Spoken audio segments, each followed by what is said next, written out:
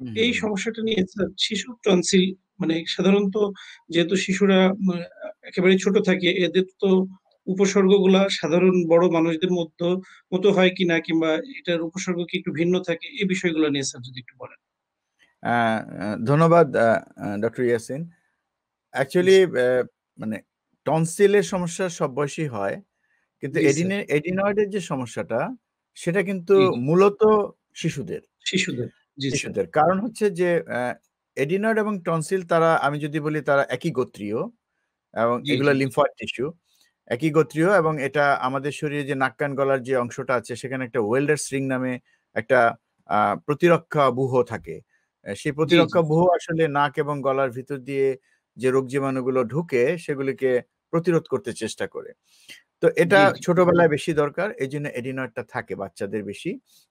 জি, এবং জি, এডিনয়েডটা আ জন্মের পর থেকেই থাকে, টনসিলটাও থাকে।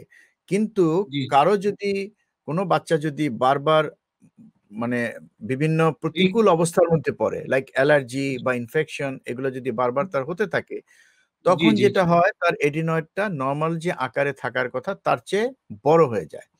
এবং এই আচ্ছা, বড় আচ্ছা। হয়ে যাওয়াটাই আসলে সমস্যা। এনলার্জড এডিনয়েড বলি আমরা একে। জি, এডিনয়েডটা জি, যদি বড় হয়ে যায়। কিন্তু আমাদের সবারই কিন্তু জন্মের পরে এডিনয়েড ছিল এবং আমাদের জি, জি, এডিনয়েড কিন্তু কাজ করেছে, আমাদেরকে প্রতিরক্ষা দিয়েছে এবং একটা সময় জি, সেটা কিন্তু চলে গেছে। এডিনয়েডের যেটা জি, জি। হয়, এডিনয়েডের একটা গ্রোথ কার্ভ আছে। যেমন এডিনয়েডটা আচ্ছা। যখন বড় হয় ২ বছর ৩ বছর পর থেকে একটু, একটু করে বড় হতে থাকে। ৫ জি, বছরের জি। মাথায় বা ৬ বছরের মাথায় এটা একটা চূড়ান্ত পর্যায়ে পৌঁছায় এবং তারপর আচ্ছা। গ্র্যাজুয়ালি এটার আবার ছোট হয়ে স্লোপটা নিচের আস্তে, দিকে আস্তে চলে যায়। ১২, ১৩, ১৪ জি, বছরের দিকে একদম মিলিয়ে যায়। সেজন্য আপনি আচ্ছা, ১৩, ১৪ বছরের একটা কিশোর-কিশোরীকে যদি আপনি এক্স-রে করেন বা সিটি স্ক্যান করেন, আপনি কিন্তু তার এডিনয়েড পাবেন না। হয়তো মিশে গেছে। হয়নি, কিন্তু থাকবে না। হ্যাঁ, কিন্তু যদি কারো এরকম ইনফেকশন থাকে, তার এডিনয়েডটা যদি বড় হয়ে যেয়ে থাকে, সেই বড় জি, জি। এডিনয়েডটা কিন্তু দেখা যায় যে ১৩ ১৪ বছর বয়সে গিয়েও হয়তো ছোট থেকে যায়। হতে পারে না। কিছুটা জি, জি, রয়ে জি। যায়।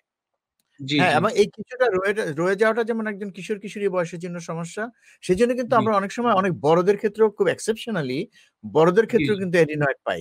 যে কারণ তাদের জি। হয়তো ছোটবেলায় অনেক ছিল, সেটা ঠিকভাবে ট্রিটমেন্ট করা হয়নি। ইভালুয়েট করা হয়নি, হ্যাঁ, বা চিকিৎসাও করা হ্যাঁ, হয়নি। ইভালুয়েট করা হয়নি বা চিকিৎসাও করা হয়নি বা অপারেশনের কথা বলা হয়েছিল, করা হয়নি কিন্তু সেটা রয়ে গেছে এবং সেটা তাকে জি, কিন্তু ভোগাচ্ছে।